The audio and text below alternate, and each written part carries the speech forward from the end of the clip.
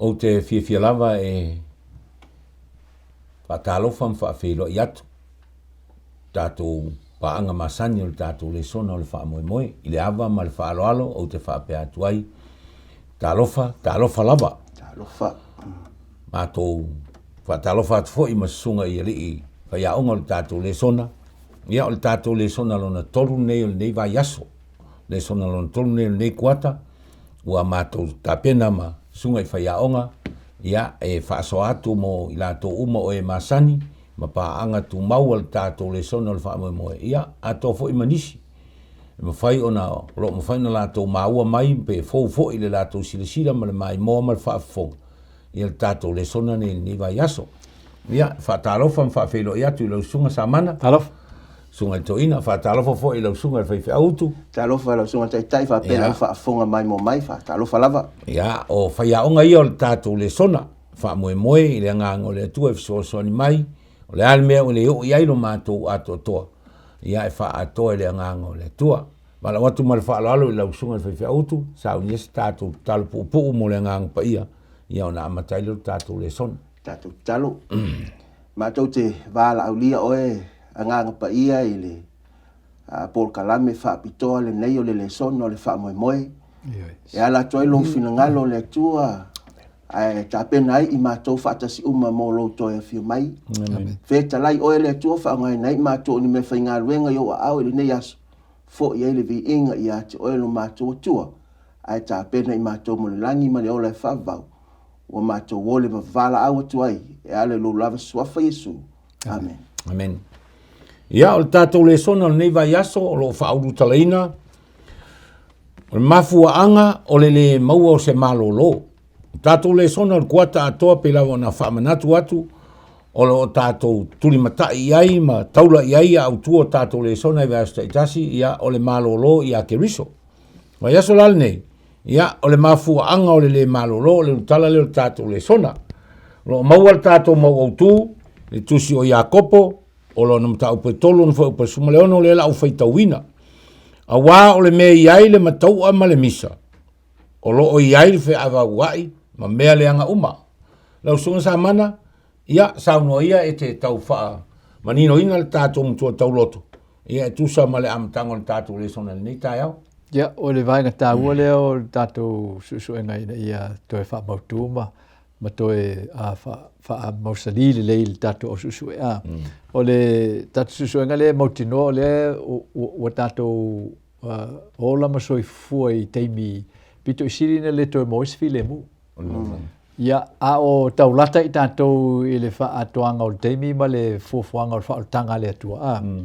O lo ngalue fo ti Apollo ina ia mautinoa I awani e sisi o tātou e manatu ia mea mea lea leina na tāua mo tātou o lo su e Lesona o le wha moe lea nganga nei Lesona ina ia saunia I tātou ia matoe wha tepa I tātou le mea lo e ta I ala ale atua o lana fionga le wha vai e le tātou susu e ngama tātou Lesona te mine o tātou e o matua lea ia se to file mu o le fesili la mo tātou e fa pefean tatou mau le file mu ia ina ia mafai ona mau e tatou te inga e fetau tonu ma fa tonu ana I temiro tatou iai le ala le na mal tatou Lesona le ta o le afo ole o le Mafuaaga o le mo e tatou se file mu ia pe lan fai tau mai a fai tau tu le Iakopo le tonu fo su tolu e tau la lu sful vat o lo iai le fai tau ngale e afo e fa atata mai el fin ngalo le tu mo tatou fo mai o ai eso o to o poto mo o malama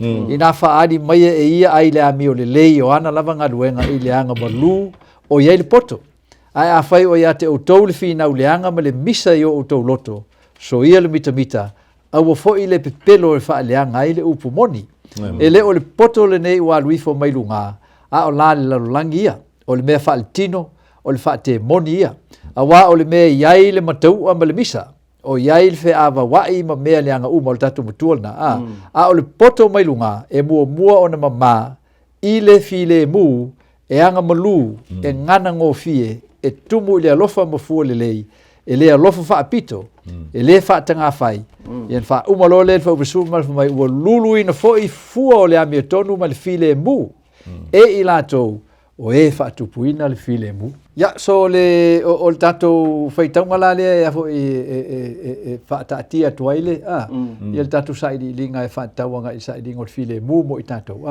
o na langa o le teimine o tatou e, utele tangata o latou la whai la fionga le atua, o le memo tinoa, au noa le fionga le atua, e le mwhai on toi whaasasa au ina le tatou wala, e tatou te sau ne mo le whaali mai o le ri. Amen.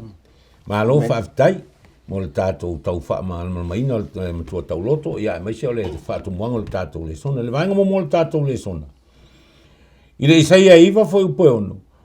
Whai mai awa ua whanau mai mo i tātou le tama, ua fōa ina mai mo i tātou le atali, e lona ua le malo, e ngō foi o ia o le sisi ese, o le whaipule o le atua malosi, o le tama o le whaavavau, o le ali o le file mu, o le fisiri o le tama, ia o le tali o Yesu. Amen. Ai ile matai o la se fulu tolu fumal fai tolu fumal iva. O la fai tau I tuna foi pure tolu fumal fai amatai. Aua tau te manatu ua o sau e avatu le file mu le lalangi. O te le sau e avatu le file mu a le pelu. O Yesu e ana le fetalainga lea. Fai mai lo leo le vanga mo o tatu le sona. Au mai e Yesu fe vai a inga. Ia po le fe ese a inga. A le la fai mai isa o le ri o le file mu. O le aso fina ngalo. Lau sunga le whaiwhi autu, I lea vaenga o le ane. Lea tonu tau whaamini o le whiunga le Yesu. E whete na I tuspai. O le memo mue le fete na le tuspaia. Amen. E le fete na le tuspaia ma ona wha maumonga. A lole au a mata mai I le si o manga o le mata upo se fulu. Ona mawhaile ona maala malama e wha tau whetalainga le a Yesu. Amen. I le si o manga o le whai o le mata upo le se fulu o leo awina e Yesu lona au so e tāla I le tala le le nu. E te maua le mwhai mo whai mai ua wala au atu e ia ona so e to se fulu ma le tolua. Ona tu watu le ia ia te ila tau le pule ia nganga leanga ina ia tutuli ia te ila tau ma wha malolo I mai umama I tinga. O ina ia lo ua tape na ia Yesu, ave e Yesu ia le pule, uma. O luingo le whamtanga pule uma, e so se to inga mai, pe mai o le tino, mai o le nganga, mai o le mawhauwhau, ua ave e Yesu le pule, e wha awhile muai, ia ila tone. O le la o tape na I whai upu uma nei, I le whai upu lea po o reina ia sa e whai tawina, fai patosu ma fai tosu ma leva. O lela o fetala ia Yesu I nei ai fa fetai I le faula. Awa e te maua I le fai o petolu se fulu ma le fa. Anga fai o petolu se fulu ma le onu. Pe se ia fai tau I ai ngata I lo fai tau. Ona pe se ile malama le fa mtalanga. Amen. Fai mai fa mtalanga ia fai mai. Awa to te mana tu natu o sau e vatu le file mu le lalulangi. O te le isau e vatu le file mu a o le pelu. Fai o petolu se fulu ma le lima. Awa o sau e wha amase sei le tangata malona tama, o le tamatei ne fo'i e wha amase sei malona tina, o le awa fo'i e wha amase sei ma le tina o lana awa. Whaupa tolu se fulu, e iai fo'i le tangata, e whai fo'i le tangata mawhili o lana ainga. O lana winga o vainga po o mai moanga ni o whaata oto Yesu, a ngata la ila tātou whaitau, o na le malama lolea, e aso so la ila loifu. O ina lole o toi wha mamala matili isi au wala whaingo fia li whaola. Whai mele whaamtalanga a Yesu whai patosi pu marfitu. O le ua tele lona lofa. O lona winga o whaamtalanga Yesu. A e alofa I la wava. A e sili lalo alofa I la wava na I lolo alofa mea tea ua lea o ngalea. Ele o le alofa, ele o whape o wha lea o ngā ina le relationship o le maftanga lea. O le meo lo mana o le atua I wha mua o ia. Wha mua o ia I mea uma. Ma peila o le autu o le vaiaso le nei. O le aa I le ngana wha peritania, the root. O le aa. Peila o le isi le aa I mafuai o na le file murtangata. O lau filfilinga. O le teimi a le se lau filfilinga I te wha mua mea le soifuanga le nei. E le file muro. A matalon me vesi lo mafufau. O le isi vaenga I nei, vaenga lona lua mafuai o na le file murtangata. O le mawhai lea. Ona wha maua lalo o lona loto mai e talia ina o le tangata sala. Au manatu ai temi uma o tātou wale lei. Mafuaaga na le whapere whamtalanga I whai upu lava ia o tōsu maleiva. Whai mai, o se le avelo na sa tauro, ma muli mai ia te au. E le au ngā fo ele ia te au. O le runga whamtalanga Yesu, a ele va ifua o ia te oi mai whapere ifua o le tangata sala. O le isi na mafuaaga, e le maua I tātou le filemu. O le aa le na, o le isi le na aa, ono o tātou manatu, e sao a tātou I mea uma. O le aa lona tolu e wha o mai le whamtalanga. O le matau lea. Po le fefe ina ne ino sia ina I tātou ainga wo matangata ona tātou le whai lo le mea sao, e whai whina ngaro le tua. O nisi taimi, ua malama tangata, ai whapere whamtalanga ia langa o hau o le tangata matua le kalesia lai o te letari ai. Ona avele, la u whinau, whiwhinau wa ele mele u whalongo i e sao. Ma le mele i mawhau o le talia i nai. Pai o le isi le nā Mafuaaga, le whai mele whamtalanga le whai upatolu sumaleiva, o le mawalo nola, a luna winga, ua e whamalie i mana onga. Ai whai mele whamtalanga mole Yesu, o le ua mawalo nola, e mawai i ateia. Whai vaenga mole whai upatolu sumaleiva, o le wha o lona ola, ona oa. E mawai, e siri lalo ino sia ona o lau whiwhilinga mo Yesu. Nai lo whaola ino o ele vale maritangata. Ai te le mawai le, langi mani o le whaava. Nei whaftai, fōringa la o le Mafuaaga le o le fionga Yesu. O le pelu, o le tangata e alu ia Yesu. E fōringa la, maalu i le mea, taunu whail whina ngalo Yesu. E whaitala e tangata. Ia, pe o le whaaptalanga na Yesu, mai whai inga. Ono o le tūlanga i le vai Yesu o mea lo whaamafa Yesu ni o lau whiwhilinga, ma lo whaamaoni i lau whiwhilinga. Malo. E whaesia e wai. Tele ia tala tātou te moli mawina te lo nisi whaamtalanga. Ia inisi o ino si o lato ainga ono le lato whiwhilinga mo Yesu. Ia matu o whai ma whanau ono o whiwhilinga mo Yesu. Whaila whame Yesu e whaamua ia. Ia olo no winga tele si me whapopo mai ele. Alo whaftai. Ia olo o whaafonga ma mai mua mai tātou au whaafonga. Ole taula i lava le tātou sila i le autua le tātou Lesona le vaiaso nei. O le Mafuaaga o le Malolo po le Mafuaaga o le maua le filemu. Whai mai lole o le vaenga luna lua le tātou Lesona samana. O le manatu whaapito. O ani a afianga e afia i tātou le meta o le manatu whaapito. Ai whaape i le meta o le manatu whaapito. Se i au mai sau pinanga. E a foi tele wa o le vaenga na le o fata auto mai ne fata wanga i upule Yesu o tele isau e mai le file so fai e fa sin tonu lava nga ile o nga le tua mo tato e le se file mu fa foto le tua o le mera le fa sin o i le pa u o tato ile ang sala le na matain tato tofo le meta o le leo se file mu ono o mavai mai i tato te inga le tua so le fa manatu mai le tua tato ina e to fo i te mo le file mu e lua me e tauna malama le me mo e le se file mu le olanga o motu ese mai le tua lua tu sapo le alve vesi o le olanga malsi o manga o le o to iai o maftanga fa tasi male tua ai fo ia o i le tua i lo o lava filinga totino ona e mau le o file mu to tono le vesi la so le onga na le mai i so le mela le ta o manatu fa apito o le sile va en o le motu sia o maftanga male tua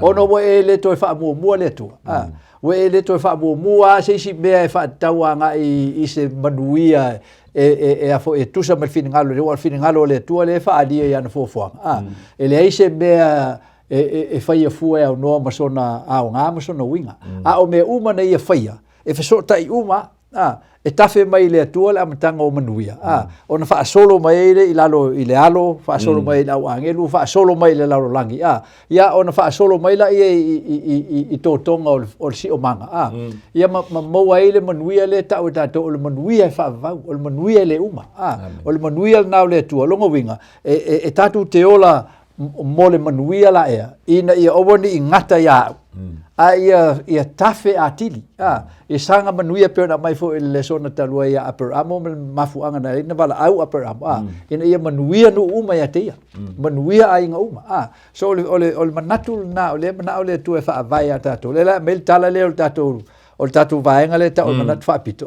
fa manatu me tato oni o tato pe ole o le mauole i wa o le mauole o le ata na o le tangata o whaalangolango o le malosi o ana ngaluenga. On wha peifo le longo loto. Ia o le ala utango e whaua u whale teu oa. Ia ma sele la ua o tele. Ia ma wha putua. Ia no whaiane lo le o ia te au. Ia lo ua ngā ngai. Ia o matua tele manonoa i masoloia le manuia. I nā nofu ia li taia.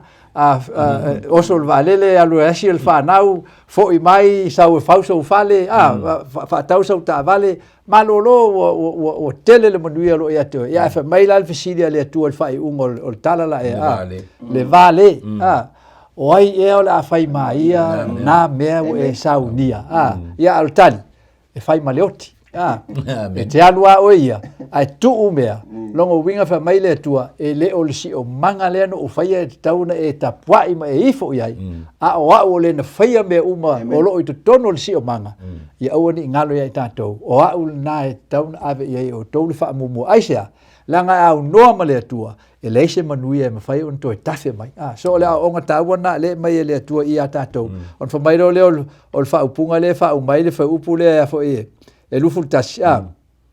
O lo o wha pe fo i le wha putu oa i a te ia. Ai le mau oa i le tua longo winga. O le toi ano i mea wha le tua.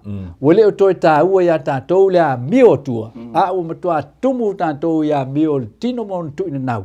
O pupu o tatou loto i mea le laurangi. Pe al so fuanga lo tatou e nei. Le aleni tatou le mau fi le mu. Ala le tae ao usu fai ngā luenga. Sau le feafi o matua vai ia. E fai ale loto a e le o se tapua inga i le tua o mo le vaenga whatau nu. Ia tau ane na fai. Ia fai pese, ia fai mal talo, ia fai tatou me ai ki TV. Ia uma. Moe ala i folesi aso. Anu. O le upu fa pe o lo atia e lo ainga e fa vai lungo le fionga le tua mal ta penganga wale lata o le fio mai o le li ma ia avea i tatou o nisi u toi fa nau fo wina i le mana o le nganga pa ia o matua misi a to tatou so o le manatu fa pito la e tatou tele o manatu natu tele a i te lo temi ona langa o le fa upunga ta tele o le take care number 1 number 1 first. Ia so ole moto nga lalolangi. Le o fa se ai tatou uma. O folinga mai ai. Se toanga o e tausi oe fa matango fie o fufonga ma nei o la ei le leil me te no fai me uma fa pena ai o le ango fu me fa le tua. So e tatou te mau o le lalolangi ono le manatu fa pito. Ai tatou te mati tiva me tau le tua. Ono le manatu fa pito. Lei fa tai. Ma nei ai ole vaenga lea, ole itu le le tino. Ai ole aso fina ngalo ile itu fa le nga. Lea ua e malama ile tala le leima. E nai no fono fa le wala va oi. Yo ele a fa ina yo na me ole manatu fa pito ile. Ole mela vai tas wa ta nga inge I fainga tapo inga le we inge I lotu ma fa potonga. Bua matua fua mo al fa tinonga ole o fa le nganga le mana ye ole mene pela nga luenga nei tatou te faia I le uso tongia tatou ole ala ona ole fa manuianga le tua ile tala le o tatou mai fa so atu tatou la vela le mana fa pito pele Lem fain tatou le vela na fa pito pa pe la tatou te manatu na tatou e mo ye le malama ma le poto fa tau ta penganga la fionga le tua ai tatou te iloa e le o tatou a wai le fai foi na su mai ma e lala mai I lo no fo na te ia ta fa pe te le o lai e lo mai al ti el me poeta le e le ngau I o le ola fa le nganga ya tatou nei o lo fa soa ia male matua ma mau lo tatou soifuanga mo tatou o langa ma me ia tatou te tautalai awai e pe o upu a tatou e le vale e la tunu e mata mai ala tunu tilo me tatou ma la to po o meu tatou o tautala mal fa mauni ia pe na on su me palo tangi ho le e malo atu ai a tua misi atole anol me ma lo fa tai wa le tasi le manatu tu o lo tele ina fia I tangata pe fo ia la tonu le tala le a fai tatou te loa le tala le ma tatou nofo ele fa so atu ia o te loa tasil na fianga le au fa fonga me le au mai mo e a fia I tatou le manatu fa pito va ngalo na tolo le tatou le sona le tala le I o lo o ia I fa ta oton si te Yesu le luka le lusu malua fo fu fa o tos fu o le maftanga Yesu mo na uso o le utala la vangalo tol tatou le sona o le mele o le manatu fia sili po sa fia finga e te tauna ona o ia sili o le asa o fina ngalo ia I le fionga le Yesu na ia I fa ta oto le na si Yesu tamaiti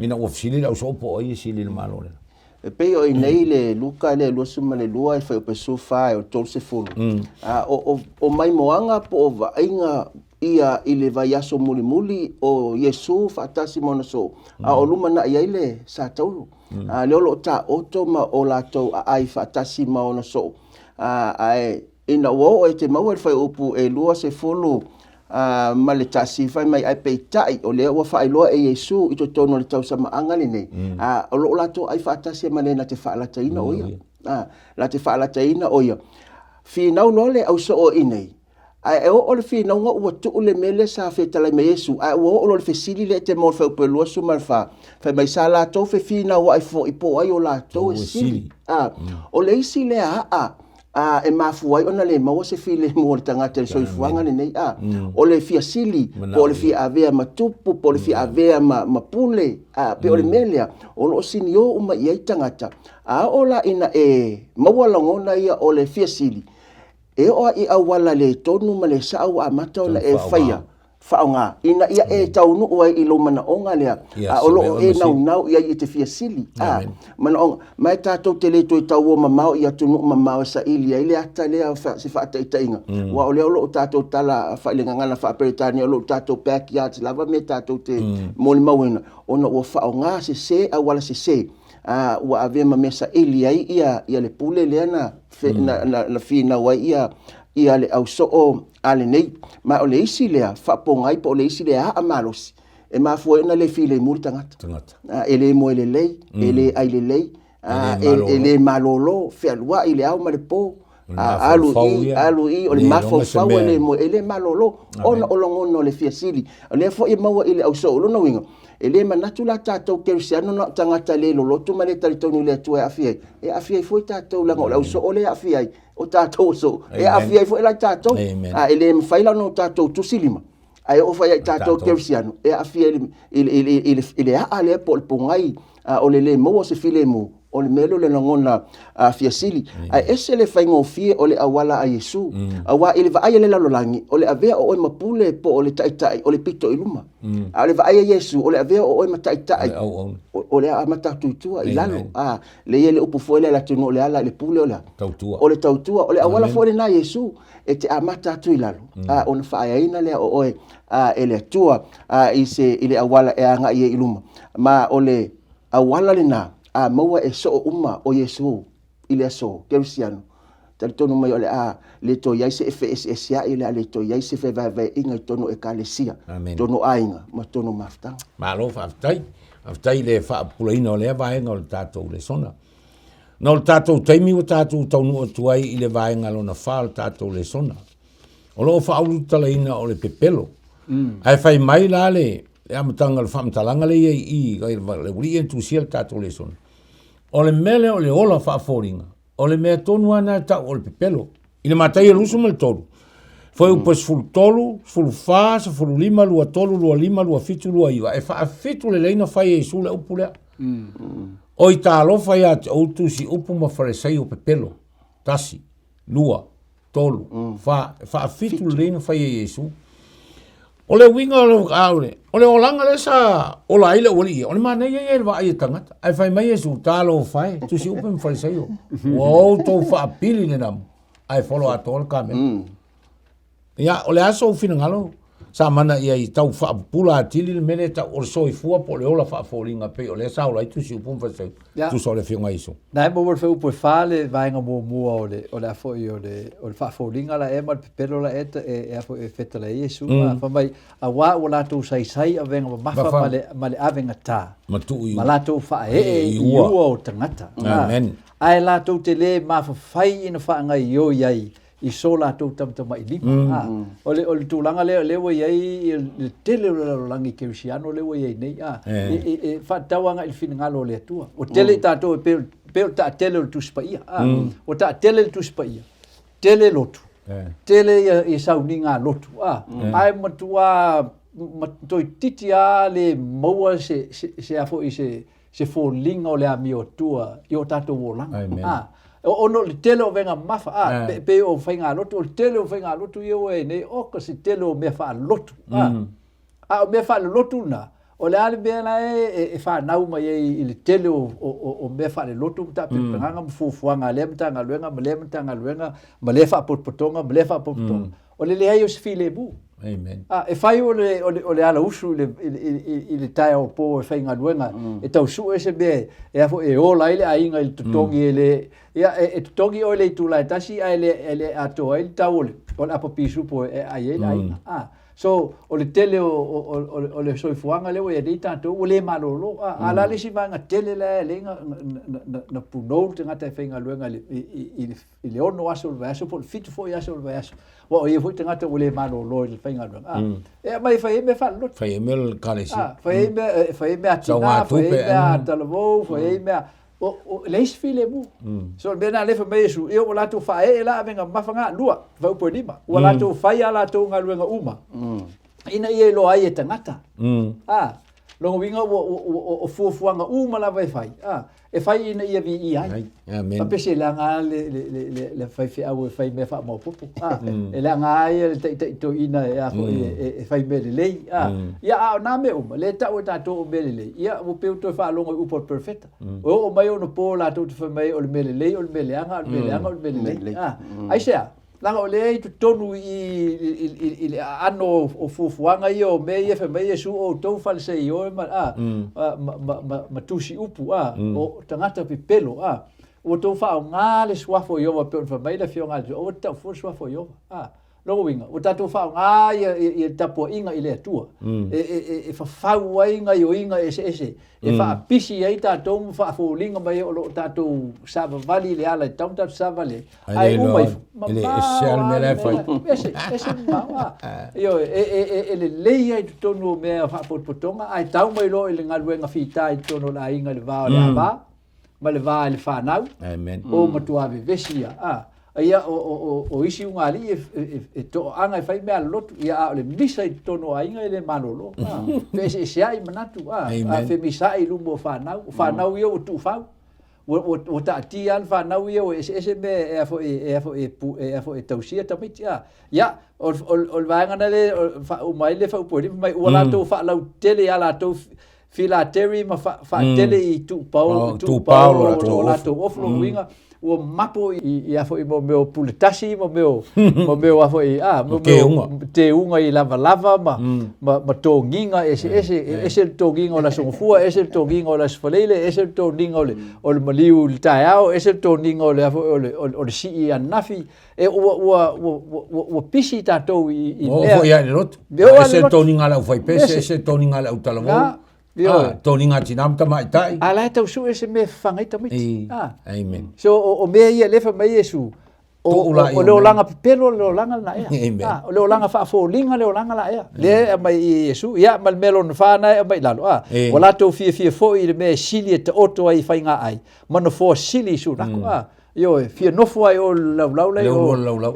E suaga lau sunga al whawhenga inga i runga i oa. E oa ia tātou tono le kalesia, o tātou wānei o lea o tātou wati a ina me ia lei ona mamafa le i al tala le lei i soifuanga o tangata tapuai. A ua lātou le maua le file mu i ake riso. Amen. Lei whaftai, ia o tātou whaasolo atu le tātou tau whaiunga le tātou Lesona i le vaenga lona lima. Ai whaftai mo le vaenga le auae. O le vaenga le pe ona le matei o le lusu ma le tolu. O le soifuanga le o le o tele ni soifua i tangata lotu mo tangata kerisiano i ona po nei mo teimi nei. O soifua i le vaenga tangata. Mari. O soifua i vi inga tangata.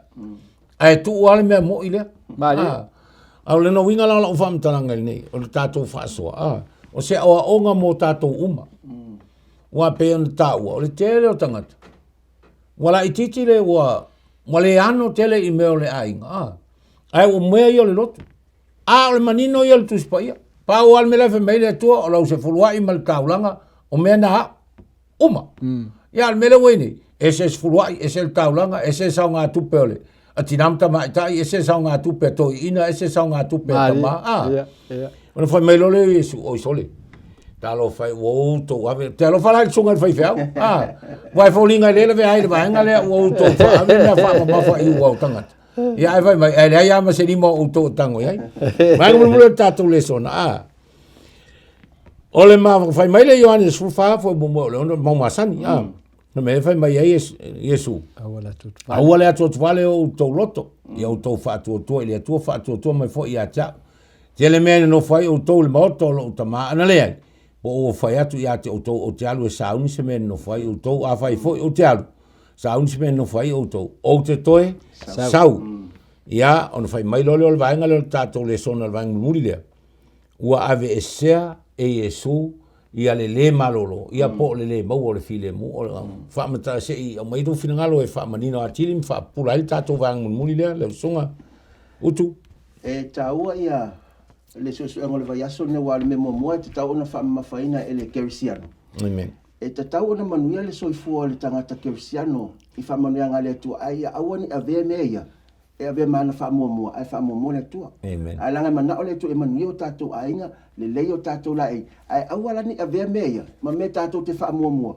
Ai ngalo ilo le atua. Mare. E te tau ona mua le atua. Lua, o le tūlanga i le mta upu lua sumatolu. Na oma loi nei te vai tau wha ingon mta upu le lusu matolu. Alu ese loi esu man manu. Ele ina ona alu ese man manu. Alu ese man mea lo tua, ele manu. Alu lo nunga le monga. Le no atu lo iei au so mafasili ei. O le ani wha ilonga o le taimi. Malu te fia me. Vai lo tari Yesu. Ia o tau ni wha se ino o tau. Ko kele mun ma perfecta pelo le au mai. Ono le so manga na lo langi lo tatu ele so. Ele o le malolo le mai ave ai le tangata perfecta mon le tu.